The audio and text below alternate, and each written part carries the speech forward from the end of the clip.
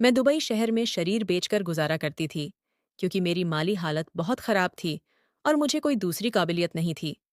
एक ठंडी रात को मैं फुटपाथ के किनारे खड़ी होकर ग्राहकों की राह देख रही थी कि अचानक एक चमचमाती लग्जरी गाड़ी आकर ठहर गई। मैं फुर्ती से उसके नज़दीक पहुंची और बोली, जनाब, सिर्फ 5,000 दिरहम में पूरी रात आपकी हूं। 2 दिन से मैंने एक दाना भी मुंह में नहीं डाला था, इसलिए कीमत बहुत कम रखी थी। तभी गाड़ी से एक शख्स उतरा और शांत लहजे में कहा, मैं तुम्हें एक रात के 4 लाख दिरहम दूंगा। ये सुनकर मेरी खुशी का कोई ठिकाना न रहा। मैं तुरंत उसकी गाड़ी में सवार हो गई। लंबी ड्राइव के बाद गाड़ी एक विशाल विला के सामने रुकी। जैसे ही मैं भीतर कदम रखी, चारों तरफ रोशनी की बाढ़ आ गई, क्योंकि वहां पहले से ही ढेर सारे लोग। मैं खामोशी से सड़क पर पैदल चल रही थी। मेरा दिल और दिमाग दोनों सुन्न पड़ चुके थे। कड़कड़ाती सर्द रातें मेरे लिए भारी बोझ बन चुकी थीं। ठंड में पतले पतले कपड़े पहनकर घंटों खड़े रहना तकलीफदेह था। थोड़ा आगे बढ़ी ही थी कि भूख ने फिर मुझे बेहाल कर दिया। पूरे 48 घंटे बीत चुके थे, कुछ भी नहीं खाया था। जब भी कभी ज्यादा पैसे हाथ लगते, मैं उन्हें कैसीनो में उड़ा देती और हमेशा हार कर लौटती। पिछली बार भी यही हुआ था। सारे पैसे खत्म हो चुके थे। अब भूख से मेरी हालत खराब थी। हम जैसी सड़क पर काम करने वाली लड़कियों को बड़े घरों वाले पसंद नहीं करते थे। उनके नजरिए में हम गंदी और बीमार होती हैं। वे हमेशा हाई क्लास एस्कॉर्ट्स को बुलाते ताकि कोई रिस्क न रहे, जबकि मैं पूरी तरह स्वस्थ थी। फिर भी अमीरों की नज़र में मैं सिर्फ गरीबी की जीती जागती मिसाल बन चुकी थी। मेरा कारोबार इतना मंदा हो चुका था कि अब कोई आस भी नहीं बची थी। थक हार कर मैं वहीं जमीन पर धंस गई और मन ही मन दुआ मांगने लगी कि आज किसी तरह पेट भर खाना मिल जाए, वरना मैं सचमुच भूख से मर जाऊंगी। कुछ देर बाद एक चमकदार कार मेरे सामने आकर रुकी। मैं फुर्ती से उठी और दौड़कर उसके पास पहुंच गई। दिल में हजारों ख्वाहिशें दौड़ रही थीं और होठों पर बस एक ही दुआ थी कि आज कोई सौदा पक्का हो जाए। कार का शीशा नीचे हुआ तो अंदर बैठा व्यक्ति बहुत रईस नजर आ रहा था। उसने कुछ बोलने से पहले ही मैं झुककर बोली, साहब, सिर्फ 5,000 दिरहम लूंगी, एक दिरहम भी ज्यादा नहीं। मैं बहुत मजबूर हूं। 2 दिन से अन्न का एक दाना भी नहीं खाया। मैं आपको पूरी तरह संतुष्ट कर दूंगी, कोई शिकायत का मौका नहीं दूंगी। मेरी बात सुनकर उसने बस एक ठंडी नजर मुझ पर डाली और पूछा, तुम्हारा नाम क्या है? मैं एक पल को स्तब्ध रह गई। इतने सालों में कभी किसी ग्राहक ने मेरा नाम नहीं पूछा था। उनके लिए हम सिर्फ एक वस्तु थे। मैंने धीमी आवाज में कहा, आराध्या। यह नाम सुनकर मुझे लगा जैसे कई बरस बाद मैंने खुद को फिर से पहचाना हो। वह मुझे घूरता हुआ बोला, पीछे का दरवाजा खोलो और अंदर बैठ जाओ। मैं तुम्हें अपने घर ले जा रहा हूं, वहां आराम से बात करेंगे। मैं थोड़ी हैरान हुई। आज तक किसी ने भी मुझसे इस अंदाज में बात नहीं की थी। लेकिन अब डर कैसा? जिसने सब कुछ खो दिया हो, उसे दुनिया से डर नहीं लगता। मैं चुपचाप पीछे की सीट पर जा बैठी। गाड़ी के अंदर आते ही महंगे परफ्यूम की तेज खुशबू ने मुझे घबरा दिया। मैंने एक नज़र उसके हाथों पर डाली। चमचमाती महंगी घड़ी, शानदार कार। अनजाने में ही डर लगने लगा। दुबई आए मुझे 2.5 साल हो चुके थे, पर अब तक मेरे पैर ही मेरा वाहन थे, या कभी कभार कोई सस्ती कैब। गाड़ी एक शानदार बंगले के सामने रुकी। रुकते ही चौकीदार ने भारी भरकम गेट खोल दिया। वह गाड़ी अंदर लेकर पोर्च में पार्क कर बोला, उतरो और भीतर बहुत शालीनता से पेश आना। अगर तुमने बाजारू औरतों जैसा व्यवहार किया तो एक पैसा भी नहीं मिलेगा, बल्कि पुलिस के हवाले कर दूंगा। मैं जैसा कहूं वैसा ही करना। अपने मन से एक शब्द भी मत बोलना। अगर मुंह खोला तो समझ लो जहां लेकर जा रहा हूं वो किसी कब्र से कम नहीं। ये सुनकर मैं बोली, अगर यहां रहना खतरनाक है तो मैं अभी चली जाती हूं। ऐसे काम से तो भूखे मरना बेहतर है। उसने ठंडे लहजे में कहा, ये सब गाड़ी में बैठने से पहले सोचना चाहिए था। अब चुपचाप अंदर चलो। उसकी बात सुनकर मैं कुछ पल खामोश रही। फिर बोली, क्या आप मुझे कुछ खाने को देंगे? 2 दिन से मैंने कुछ नहीं खाया पिया। बहुत तेज भूख लगी है। ताकत बिल्कुल खत्म हो चुकी है। अगर आप मुझे कुछ खिला देंगे तो कसम खाती हूं, मैं आपको कभी निराश नहीं करूंगी। आपकी हर उम्मीद पर खरी उतरूंगी। मेरी बात सुनकर उसने सख्ती से कहा, मैंने कहा ना, गाड़ी से उतरो। अब एक शब्द और बोली तो कसम खुदा की यहीं जमीन में दफन कर दूंगा। उसकी धमकी सुनकर मैं बुरी तरह डर गई। इतने सालों में कभी किसी ने ऐसा व्यवहार नहीं किया था। मैं खामोशी से गाड़ी से उतर गई। वह भी उतरा और गार्ड को हुक्म दिया, गाड़ी पार्क कर दो और बिना मेरी इजाजत कोई बाहरी व्यक्ति अंदर न आने पाए। इतना कहकर उसने मेरा हाथ कसकर पकड़ा और भीतर की ओर चल पड़ा। मेरा दिल जोर जोर से धड़कने लगा। वह मुझे सीधे मुख्य ड्राइंग रूम में ले गया, जहां पहले से ही बहुत सारे नामी गिरामी लोग मौजूद थे। सबने बेहद महंगे और शाही लिबास पहने हुए थे। मुझे तुरंत समझते देर न लगी कि शायद मुझे कोई डांस परफॉर्मेंस के लिए लाया गया है। मैंने मन में ठान लिया कि अगर नाचना ही पड़ेगा तो नाच लूंगी। वैसे तो मैं ऐसा नहीं करती थी, लेकिन आज इतनी लाचार थी कि कुछ भी करने को तैयार थी। मगर किस्मत को तो कुछ और ही मंजूर था। उस शख्स ने सबके सामने मेरा हाथ थामे रखा और ऊंची आवाज में सभी को संबोधित करते हुए कहा, नमस्कार, आदरणीय महिलाओं और सज्जनों। उसके बुलाने पर सबकी नजरें हम पर टिक गईं। उसने मेरी ओर देखकर हल्की सी आंख मारी और फिर मुस्कुराते हुए बोला, आप सबको बड़ी बेताबी थी यह जानने की कि मेरी जिंदगी में कोई है या नहीं। तो आज मैं आप सबको अपनी होने वाली पत्नी से मिलवाना चाहता हूँ। इनका नाम आराध्या है। हम दोनों एक दूसरे से बेइंतहा मोहब्बत करते हैं। ये मेरी जिंदगी में 2.5 साल पहले आई थीं और आज मेरे वजूद का सबसे अहम हिस्सा बन चुकी है। उम्मीद है आपको मेरी मंगेतर बहुत पसंद आएंगी। मैं उसे आश्चर्य और अविश्वास से ताक रही थी। मेरे दिमाग में यह बात बिल्कुल नहीं समा रही थी कि वह मेरे बारे में इस तरह सबके सामने घोषणा कर देगा। मैं कुछ बोल पाती, इससे पहले ही एक परिपक्व महिला तेज कदमों से आगे बढ़ी और उस व्यक्ति का बाजू पकड़कर फुसफुसाई, ये क्या पागलपन है? तुम्हारे होश ठिकाने हैं या नहीं? एक फुटपाथ पर खड़ी लड़की को तुम अपनी होने वाली बीवी बता रहे हो? आज तुम्हारे लिए कितना बड़ा रिश्ता आया था, भूल गए? ये मूर्खता बंद करो। अभी सबके सामने कह दो कि मजाक कर रहे थे। उसकी आवाज इतनी धीमी थी कि केवल मैं और वह व्यक्ति ही सुन पा रहे थे। अचानक उसने ऊंचा स्वर किया और सभी मेहमानों की ओर मुड़कर बोला, सबको हैरानी हो रही होगी। मेरी माँ कह रही हैं कि आज मेरे लिए बहुत ऊंचे घर से प्रस्ताव आया है और मुझे उस सगाई से पीछे नहीं हटना चाहिए। लेकिन माँ, यह संभव नहीं। सच्चा प्यार जिंदगी में एक बार ही होता है और मुझे तो हो चुका है। मैं आराध्या के बिना जी भी नहीं सकता। आप मेरी जिंदगी में दखल देकर उसे और उलझन में न डालें। मेरी हालत खराब हो चुकी थी। लगा जैसे खून जमने लगा हो। तभी उसने मेरी ओर देखते हुए कहा, देखा आराध्या, तुम हमेशा शिकायत करती थीं कि मेरी मोहब्बत अधूरी लगती है। अब खुद देख लो, मैं तुमसे कितना चाहता हूँ। सबके सामने मैंने तुम्हें अपनी मंगेतर घोषित कर दिया है और आज ही पंडित जी बुलाकर शादी कर लूंगा। देखता हूँ कौन मुझे रोकता है। ये बात उसने साफ साफ अपनी माँ को सुनाई थी। मैं उससे पूछना चाहती थी कि उसके दिमाग में आखिर चल क्या रहा है, पर माहौल ऐसा था कि मुझे जबरन मुस्कुराना पड़ा और इस ड्रामे में साथ देना पड़ा। मुझे किसी भी कीमत पर खाना और पैसे चाहिए थे। अब वह मुझे अपने फायदे के लिए इस्तेमाल करे या किसी और मकसद से, मुझे कोई फर्क नहीं पड़ता था। मैंने तुरंत कहा, जैसी आपकी मर्जी। अगर आप मुझसे अभी शादी करना चाहते हैं तो मैं पूरी तरह तैयार हूँ। मेहमान भी मौजूद हैं, मौका भी एकदम सही है। मैं इनकार नहीं करूंगी। मुझे उस वक्त यह अंदाजा भी नहीं था कि मेरे ये शब्द मेरे लिए कितनी भयानक मुसीबत बनने वाले हैं। तत्काल उसने अपने निजी अंगरक्षक को आवाज दी। वह झट से सिर झुकाकर आगे आया।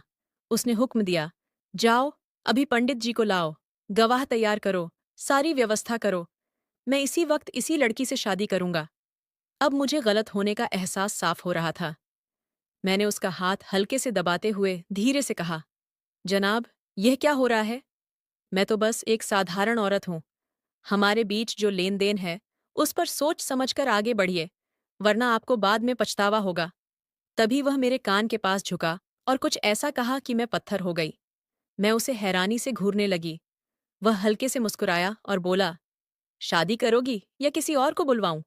मैंने फौरन कहा, जैसा आप कहें। मेरा दिल जोर जोर से धड़क रहा था।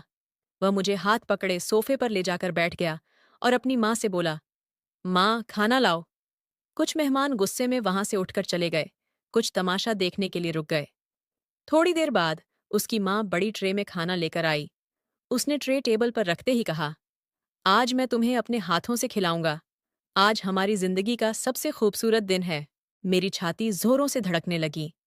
ऐसा एहसास मैंने पहले कभी महसूस नहीं किया था। उसने सचमुच अपने हाथों से मुझे निवाले खिलाए। मैं चाहकर भी खुद को रोक नहीं पाई और अनजाने में इस नाटक में पूरी तरह डूबती चली गई। लगभग आधे घंटे बाद एक पंडित जी और कुछ गवाह आ गए। सब कुछ किसी स्वप्न सरीखा लग रहा था। तभी एक भारी भरकम कद काठी वाला बुजुर्ग उसके पास आया और धीमी आवाज में बोला, अगर तुमने इस सड़क की औरत से शादी की तो मैं तुम्हें सारी जायदाद से बेदखल कर दूंगा। तुम्हारा दिमाग खराब हो गया है। मैं तुम्हारी माँ से कह दूंगा कि अब तुम्हारे लिए कोई रिश्ता भी न ढूंढे। ये क्या तमाशा लगा रखा है? वह शांतिपूर्वक मुस्कुराया और बोला, आप क्या चाहते हैं? आपके लिए भी कोई घोषणा कर दूं या आप खामोश रहेंगे? वह गुस्से में बोला, तुम बहुत पछताओगे। मैं तुम्हें नहीं छोड़ूंगा। मेरी इज्जत इस तरह मिट्टी में नहीं मिलने दूंगा। होश में आ जाओ अर्जुन। अर्जुन ने एकदम शांत स्वर में कहा, मैं इस लड़की से सच्चा प्यार करता हूं। बस यही बात है। जो हो रहा है उसे होने दो। जैसे ही पंडित जी नजदीक आए, अर्जुन अपनी जगह से उठ खड़ा हुआ। उसने हाथ जोड़कर अभिवादन किया और उन्हें एक तरफ ले जाकर शादी की विधि पर बात करने लगा। मुझसे सिर्फ मेरे पिता का नाम और उम्र पूछी गई। इसके अलावा कोई सवाल नहीं। मेरी धड़कनें इतनी तेज थीं कि लग रहा था सीने से बाहर आ जाएंगी। ये सब मुझे एक अद्भुत सपना सा लग रहा था। अचानक किसी लग्जरी कार का रुकना, मुझे इतने भव्य घर में लाना और इतनी इज्जत के साथ बिठाना, ये किसी परियों की कहानी से कम नहीं था। 2.5 साल पहले जब मैंने दुबई की ज़मीन पर पहला कदम रखा था, तब मेरे ख्वाब भी कुछ ऐसे ही थे। अपना कारोबार शुरू करूंगी, जिंदगी बनाऊंगी, फिर शादी करके सेठ हो जाऊंगी। लेकिन मुझे कहाँ पता था कि यह शहर मेरी जिंदगी को इस कदर तहस-नहस कर देगा, जिसकी मैंने कल्पना भी नहीं की थी। कुछ ही मिनटों बाद पंडित जी और अर्जुन मेरे ठीक पास आ गए। गवाह भी हमारे इर्द-गिर्द बैठ चुके थे। मेहमानों ने भी एक घेरा बना लिया था। मुझे अब भी यकीन नहीं हो रहा था कि यह शादी वाकई होने जा रही है। जैसे ही अर्जुन की वह फुसफुसाहट फिर याद आई, मेरे हाथ-पैर कांप उठे, आंखों में आंसू भर आए। मेरी बीती हुई जिंदगी एक पुरानी फिल्म की तरह आंखों के सामने घूम गई। मैंने पलकें झपकाकर उन आंसुओं को भीतर ही दबा लिया। पंडित जी ने गंभीर स्वर में कहा, आराध्या, अग्नि के साक्षी में तुम्हारा विवाह अर्जुन के साथ संपन्न किया जा रहा है। कन्यादान की रस्म के दौरान मेरे हाथ बुरी तरह कांप रहे थे। हमने पवित्र अग्नि के चारों ओर 7 फेरे पूरे किए। विवाह संपन्न होते ही पंडित जी ने सबको आशीर्वाद के लिए हाथ जोड़ने को कहा और फिर बधाइयों का दौर शुरू हो गया। लोग आते, मुस्कुराते हुए शुभ कामनाएं देते और चले जाते। सारी रस्में पूरी होने के बाद मैं सिर झुकाए चुपचाप बैठी रही। मेरा मन बार बार वहां से भाग निकलने को आतुर था, पर हालात ऐसे थे कि मैं अपनी जगह से हिल भी नहीं पा रही थी। कुछ देर बाद अर्जुन ने धीमी आवाज में कहा, चलो, मैं तुम्हें कमरे तक छोड़ देता हूँ। थोड़ा आराम कर लो, फिर मैं आता हूँ। मैंने मुश्किल से सिर हिलाया। उसने मेरा हाथ थामा और सीढ़ियां चढ़ने लगा। एक भव्य दरवाजा खोलकर बोला, अंदर जाओ, सोफे पर आराम से बैठ जाओ। मुझे करीब आधा घंटा लगेगा, फिर आकर तुमसे मिलता हूँ। इतना कहकर वह नीचे चला गया। मैं धड़कते दिल से कमरे में दाखिल हुई। चारों तरफ नजर दौड़ाई तो लगा जैसे किसी राजमहल के शयनकक्ष में आ गई हूं। इतना शानदार कमरा मैंने अपनी जिंदगी में कभी नहीं देखा था। दीवार पर उसकी विशाल तस्वीर लगी थी, जिसमें वह दुबई के किसी आलीशान रेस्तरां के सामने खड़ा मुस्कुरा रहा था। मुलायम गद्दे वाला बिस्तर, रेशमी पर्दे, महंगी सजावट, सब कुछ सपनों सा था। मैं धीरे से उस शाही सोफे पर बैठ गई और उसका इंतजार करने लगी। जो लड़की कभी फुटपाथ पर रातें काटती थी, आज वह एक महल में अकेली बैठी थी। यह सोचकर भी विश्वास नहीं हो रहा था कि जिंदगी इतनी तेजी से पलट सकती है। थोड़ी ही देर में बाहर से कुछ शोर सुनाई दिया। मन हुआ कि दरवाजा खोलकर देखूं, लेकिन मैंने खुद को रोक लिया। बिना वजह बाहर निकलती तो शायद वह नाराज हो जाता। अब मैं कोई नया जोखिम नहीं लेना चाहती थी। लगभग आधे घंटे बाद दरवाजे पर हल्की सी दस्तक हुई। मुझे लगा अर्जुन आया होगा, लेकिन दरवाजा खोलते ही एक नौकरानी खड़ी थी। उसने विनम्रता से कहा, मैडम, आप आराम कर लीजिए। साहब ने कहा है कि वे सुबह तक आएंगे। एक जरूरी काम से बाहर जा रहे हैं। अंदर से दरवाज़ा बंद कर लें। कुछ भी चाहिए तो बेड के पास वाला फ़ोन उठाकर बता दें। मैंने चुपचाप सिर हिलाया और बिस्तर पर लेट गई। इतना नरम और सुकून देने वाला बिछौना मैंने पहले कभी अनुभव नहीं किया था। हिंदुस्तान में मेरा अपना छोटा सा घर था, अपना परिवार था। वहां मुझे बहुत प्यार और सम्मान मिलता था। कभी अपमान का मुंह नहीं देखना पड़ा था। पर वहां भी ऐसा आरामदायक बिस्तर नहीं था। लेटते ही सारी थकान गायब हो गई और मैं गहरी नींद में डूब गई। जिंदगी की रफ्तार कभी रुकती नहीं, शायद कभी रुकेगी भी नहीं। सुबह की पहली किरण के साथ मेरी आंख खुली। पहले कुछ पल समझ ही नहीं आया कि मैं कहाँ हूँ। फिर धीरे धीरे रात के सारे दृश्य याद आने लगे। मैं खामोशी से बिस्तर पर उठकर बैठ गई। कुछ देर बाद मन में ख्याल आया कि क्या अब मुझे प्रार्थना करनी चाहिए। मेरे मौजूदा कपड़े और हालत यह इजाजत नहीं दे रहे थे कि मैं किसी पवित्र जगह पर हूं। तभी नजर इंटरकॉम पर पड़ी। मुझे उस नौकरानी की बात याद आ गई कि कुछ चाहिए तो इसी से मांग लेना। मैंने हिचकिचाते हुए इंटरकॉम उठाया और कान से लगाया। कुछ ही सेकंड में दूसरी तरफ से एक औरत की नरम आवाज आई। जी मैडम, बताइए क्या चाहिए। मैं रुक गई, फिर हिम्मत जुटाकर बोली, मुझे नहाने का साबुन, सलवार कमीज और सिर ढकने के लिए दुपट्टा चाहिए। मिल सकता है? उसने तुरंत जवाब दिया। जी बिल्कुल, अभी भेजती हूँ। और कुछ चाहिए तो बताइए। मैंने सिर्फ इतना कहा। बस अभी इतना ही काफी है। 10 मिनट भी नहीं बीते थे कि दरवाजे पर फिर दस्तक हुई। दरवाजा खोला तो वही नौकरानी खड़ी थी। उसके हाथ में सारी चीजें थीं, साबुन, साफ सुथरे कपड़े और एक सुंदर दुपट्टा। मैं तुरंत खड़ी हो गई। उसने मुस्कुराते हुए कहा, मैडम, बाथरूम का सिस्टम शायद आपको समझ ना आए। अगर कहें तो चला दूं? मैंने शर्माते हुए कहा, हाँ, थोड़ी देर पहले गई थी, पर सब बटन देखकर घबरा गई थी। लौट आई। वह मेरे साथ बाथरूम में गई और बहुत धैर्य से एक एक चीज समझाने लगी। मैंने गौर से सब कुछ सीखा, क्योंकि अब कुछ दिन यहीं रहना था, तो यहाँ के तरीके जानना जरूरी था। सब समझाकर वह चली गई। मैंने आराम से नहाया, कपड़े बदले और बाहर आई। जब शीशे में खुद को देखा तो आंखें भर आईं। लगा जैसे 2.5 साल बाद मैं उस पुरानी आराध्या को देख रही हूं, जो घर में हंसती खेलती थी, जिसे अपनों का प्यार और सम्मान मिलता था। बस एक गलती ने मुझे यहां तक पहुंचा दिया था। गहरी सांस लेकर मैंने दुपट्टा सिर पर ओढ़ा और खामोशी से प्रार्थना में लग गई। सुबह की प्रार्थना पूरी करते करते जब हाथ जोड़े और सिर झुकाया तो आंसू अपने आप बहने लगे। मैंने मन ही मन कहा, हे प्रभु, तू सब जानता है कि मैं कैसी हूं। फिर भी अपने हर पाप, हर गलती के लिए माफी मांगती हूं। मुझे नहीं पता जो मेरे साथ हुआ वह सही था या गलत, पर अगर यह मेरे भले के लिए है तो मुझे इसी इंसान के साथ रखना। तूने अगर मुझे इज्जत दी है तो मेरी लाज बचाना। मैं इसी चारदीवारी में 2 वक्त की रोटी के साथ सम्मान से जीना चाहती हूँ। बस यही चाहिए। या फिर, हे ईश्वर, मुझे अपने देश लौटा ले। कुछ कर दे। मैं जानती हूँ, बहुत दिनों बाद तेरे द्वार आई हूँ, पर वही पुरानी सच्चाई और श्रद्धा से मांग रही हूँ। बहुत देर तक सिर झुकाए प्रार्थना करती रही। कब नींद आ गई, पता ही नहीं चला। शायद इतने दिनों बाद मन को सुकून मिला था कि आंखें अपने आप बंद हो गईं। समय धीरे धीरे बीतता रहा। करीब 10 बजे किसी की पुकार से मेरी नींद टूटी। लगा जैसे कोई पास बैठा मुझे आवाज दे रहा हो। जैसे ही आंखें खोलीं, सामने अर्जुन घुटनों के बल बैठा था। मैं घबराकर झटके से उठ बैठी। वह मेरी ओर देखकर बोला, तुम जमीन पर क्यों सो रही हो? मैंने कहा था ना, बिस्तर पर सो जाया करो। मैंने हड़बड़ाते हुए कहा, मैं तो बिस्तर पर ही थी। प्रार्थना करते करते कब नींद लग गई, पता ही नहीं चला। मेरी बात सुनते ही वह हल्की मुस्कान बिखेरते हुए बोला, शायद कई महीनों बाद तुमने पूरे दिल से प्रार्थना की होगी, इसलिए नींद इतनी गहरी और सुकून भरी आई। अब उसका लहजा पूरी तरह बदला हुआ था, बहुत कोमल और शांत।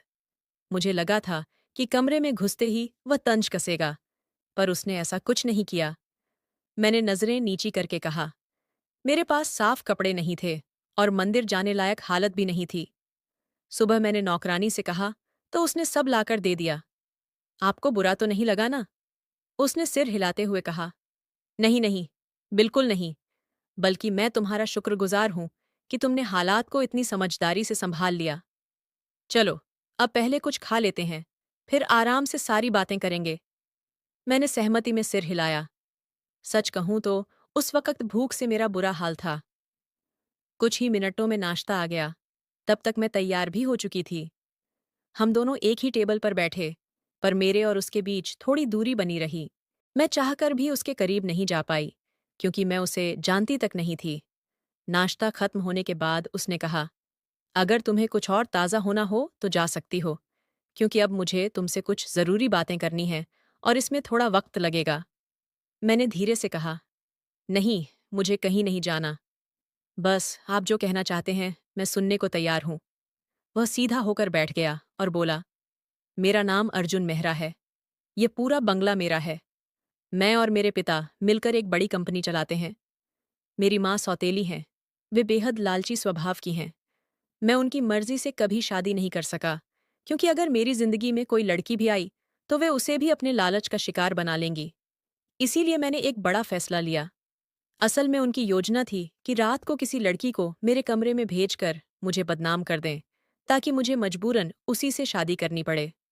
हमारे खानदान में इस तरह के मामले बहुत गंभीरता से लिए जाते हैं। मुझे यह बात अपने एक विश्वसनीय नौकर से पता चली।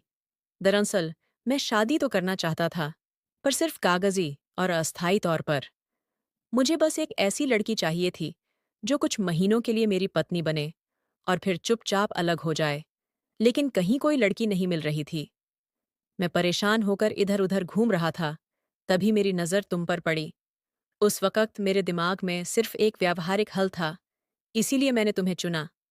मैंने तुम्हें रात में 4 लाख दिरहम देने का वादा किया था, पर अब मैं 4 लाख दिरहम अब भी दूंगा और 4 महीने तक तुम मेरे साथ रहो। मुझे अपने परिवार को यह दिखाना है कि तुम कोई साधारण लड़की नहीं, बल्कि मेरी सच्ची पसंद हो और हम 2.5 साल से एक दूसरे को जानते प्यार करते हैं। मैंने शांत स्वर में पूछा, 2.5 साल ही क्यों? आप 3 साल भी तो कह सकते थे। न जाने क्यों मुझे अचानक किसी अनहोनी का एहसास हुआ। कुछ पल के लिए उसके चेहरे पर एक अजीब सी छाया दौड़ गई। उसने बात टालते हुए कहा, नहीं, बस यूं ही 2.5 साल मुंह से निकल गया। खैर, अभी मैं तुम्हें 4 लाख दिरहम तुरंत दूंगा और हर महीने थोड़ा थोड़ा करके और देता रहूंगा। अगर तुमने अच्छा अभिनय किया तो शायद 10-15 लाख से भी ज्यादा दे दूं। तुम अपनी जिंदगी दोबारा शुरू कर सकोगी। और हाँ, मैं तुम्हारे लिए एक और बड़ा काम कर सकता हूँ। तुम्हें एक अच्छी जगह स्थायी नौकरी दिलवा दूंगा, ताकि बाकी जिंदगी तुम सम्मान और सुरक्षा के साथ जी सको। उसकी बातें सुनकर लगा जैसे 2.5 साल बाद मेरी जिंदगी ने फिर से सांस ली हो।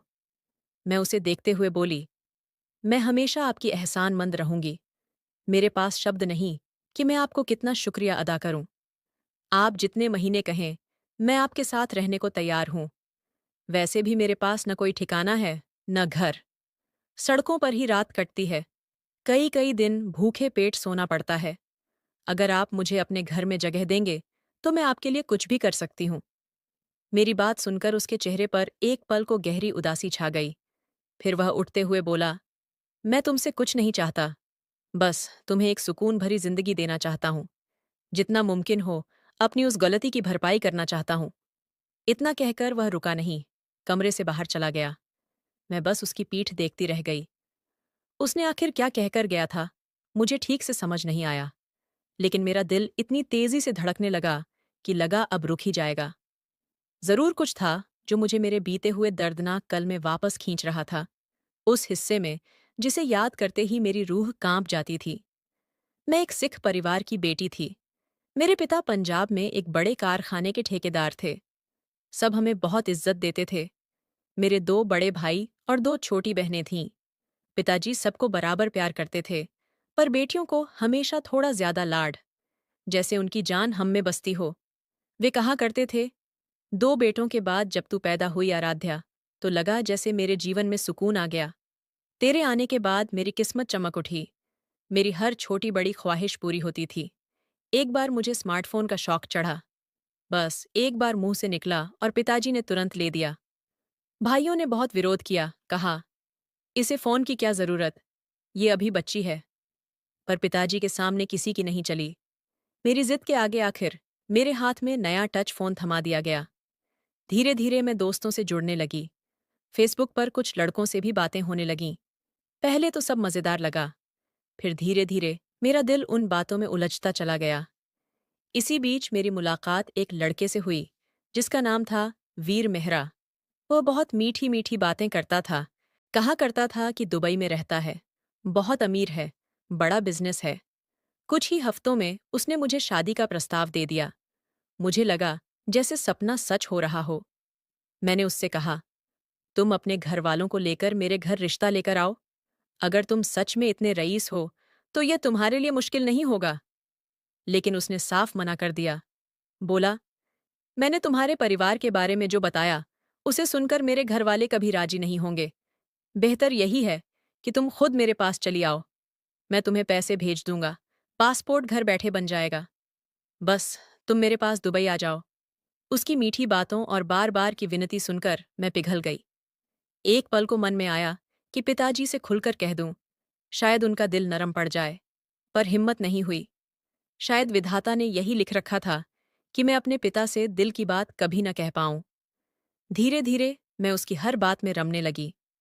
कुछ ही दिनों में उसने मुझे पासपोर्ट बनवाने का पूरा तरीका समझा दिया। मुझे ज्यादा कुछ नहीं करना पड़ा।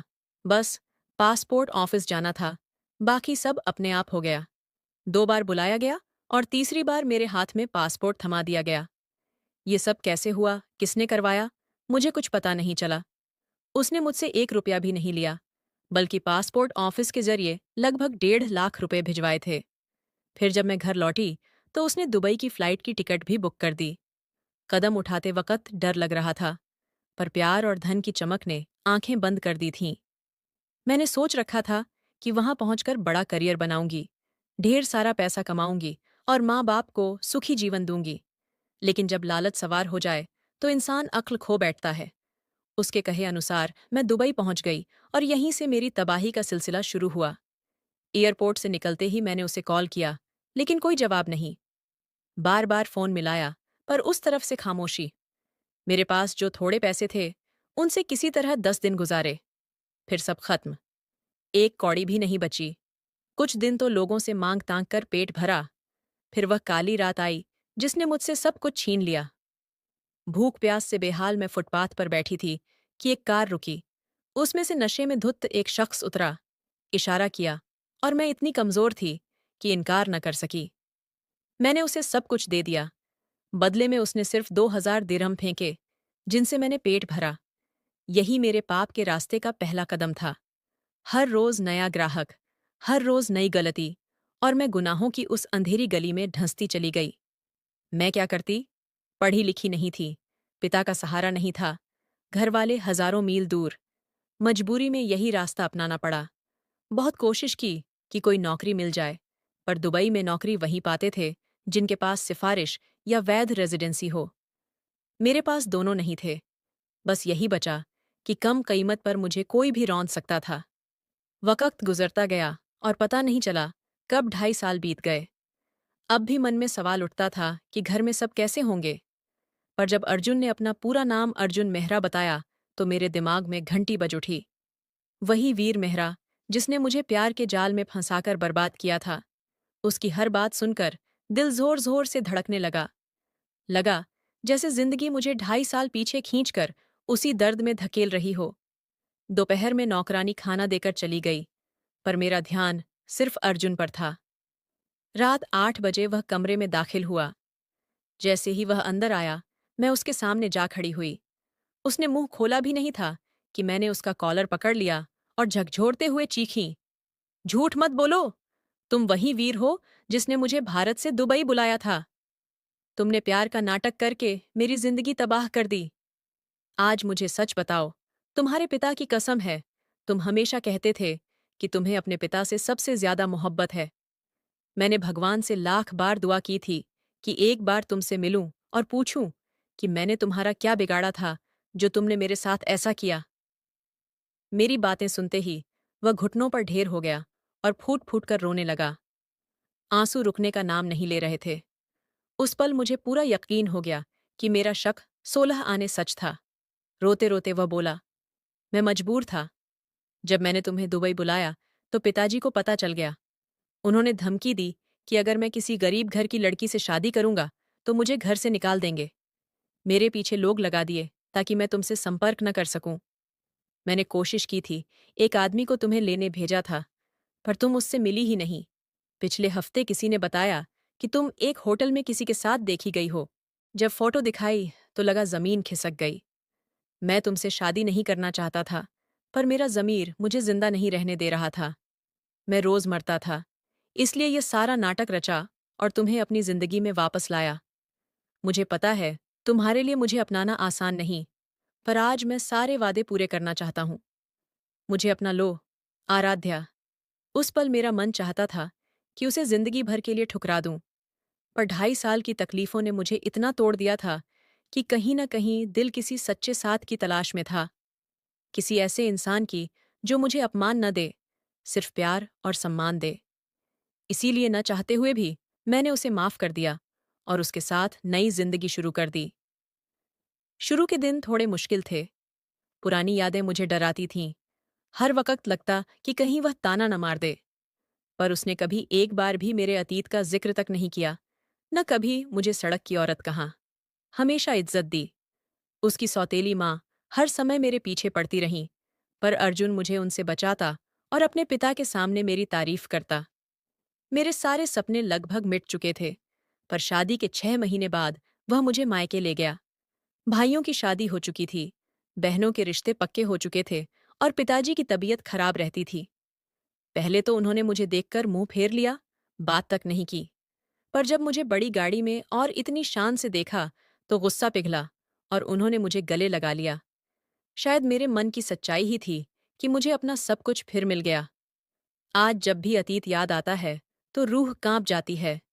भगवान किसी लड़की को ऐसी पीड़ा और ऐसा नसीब कभी न दे। सच कहूं, आज मेरे पास सब कुछ है और मैं उसके लिए हमेशा शुक्रगुजार रहूंगी।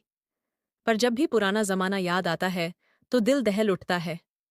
मैं आज की नई पीढ़ी की लड़कियों से सिर्फ यही कहना चाहती हूँ, अपनी जिंदगी को अपने परिवार और सच्चे दोस्तों तक ही रखो। ये ऑनलाइन रिश्ते कभी सच्चे नहीं होते। इनके पीछे सिर्फ दिखावा और धोखा होता है, जो आपको बर्बाद कर सकता है। प्यार के नाम पर उठाया गया हर गलत कदम एक लड़की के लिए सिर्फ अपमान और दर्द लाता है, और कुछ नहीं। तो दोस्तों, यह थी मेरी जिंदगी की पूरी कहानी। आपको यह कैसी लगी? कमेंट में ज़रूर बताइए। अगर पसंद आई हो तो लाइक कर दीजिए, चैनल सब्सक्राइब कर लीजिए और बेल आइकन को ऑल पर सेट कर दीजिए, ताकि नई कहानियाँ सबसे पहले आपको मिलें। बहुत बहुत धन्यवाद।